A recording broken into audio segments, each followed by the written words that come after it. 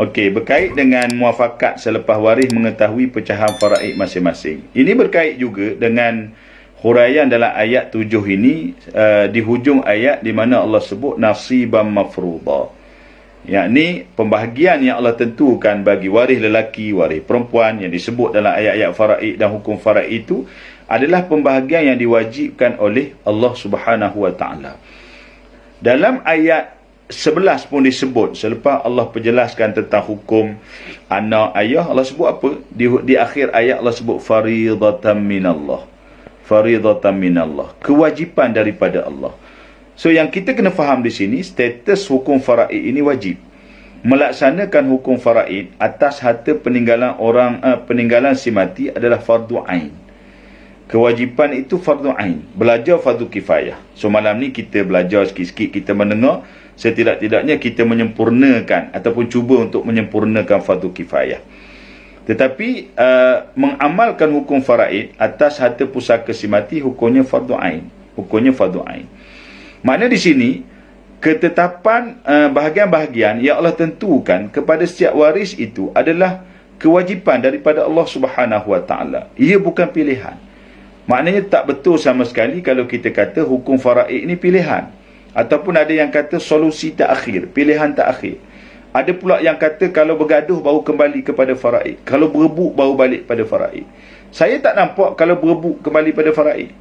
Kalau berebut bukan kata pembahagian tu boleh berlaku. Faraid lagi jauh sebenarnya. Kan dia akan tahu jadi apa-apa kita tahu bergaduh dan sebagainya. So tak mungkin kalau berebut untuk kembali kepada hukum ini. Sebab tu hukum tu kena letak di depan, dia bukan pilihan. Ada orang kata membahagi harta pusaka ni kita boleh pilih. Nak ikut faraid pun boleh, nak muafakat pun boleh. Pun tak betul. Dia bercanggah dengan status kedudukan hukum faraid itu sebagai fardu ain.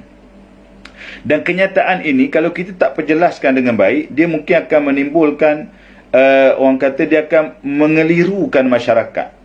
Kan apatah lagi masyarakat yang tak pernah dengar apa itu faraid, yang tak pernah belajar, tak pernah jumpa pun faraid dan sebagainya. Mengelirukan mereka. So bila mereka keliru, lama kelamaan akan menyesatkan mereka. Nah, itu kesian. Sebab tu saya nak perjelaskan di sini bila sebut tentang muafakat. Pertamanya, muafakat ni memang ada dalam hukum faraid. Dia bukan duduk di luar faraid. Sebab tu saya selalu sebut apa-apa pun dia mesti berlaku dalam ilmu faraid itu sendiri. Jadi persoalan Amirul tadi, selepas waris mengetahui pecahan, itu betul. Itu konsep yang diajar dalam ilmu faraid yang namanya takharush. Takharush ni maknanya keluar. So bahasa mudahnya, kita nak keluar kena masuk dulu. Jadi nak keluar daripada hukum, nak keluar daripada portion asal, bahagian-bahagian yang telah ditentukan oleh Allah Subhanahu wa taala, bukan keluar daripada hukum, nak keluar daripada bahagian kadar-kadar tadi itu, maka kita kena tahu dulu kadar itu. Makna waris kena tahu. Dan pada saya sebenarnya tahu tu bukan setakat tahu asas teori semata-mata. Hari ini kita tengok cabaran dalam pengurusan pusaka, dia tak boleh setakat tahu 1/6, 1/2. Bahkan kita tengok masyarakat tak nampak pun. 1/2 tu kadang ramai orang tanya banyak mana. 1/8, 1/6 tu ramai orang tanya banyak mana. Bahkan kalau kita tengok dalam sistem kita, ada orang dia pergi submit sijil faraid, mohon sijil faraid di mahkamah, dia dapat sijil. Dia keluar di hujung dalam sijil tu dia keluar nama, dia keluar bahagian di hujung petak takhir tu dia akan keluar. Contohnya dia akan keluar 14/72 sebagai contohlah. 14/144. 14/768. Ini sebagai contoh. Angka-angka yang saya sebut ini. Jadi kadang-kadang waris dia bingung, dia tak angka apa ni, dia tak faham. Sebab tu kita kena betul-betul jelaskan.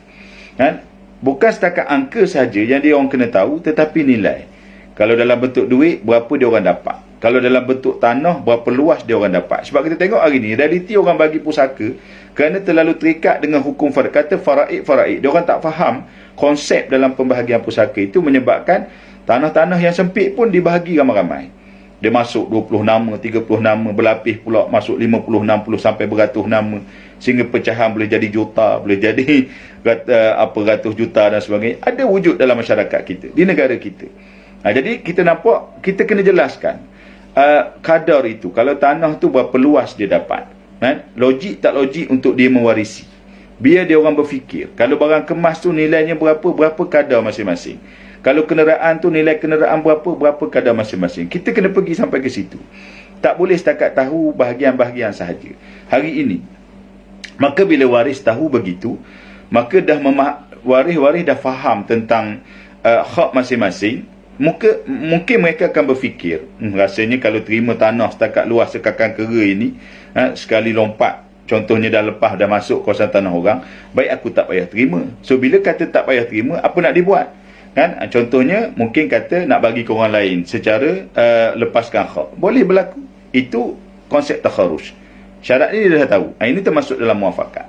Ataupun nak bagi sama rata, ataupun nak tebus, nak jual, ataupun nak tukar ganti dengan harta-harta yang lain. Begitu juga kenderaan.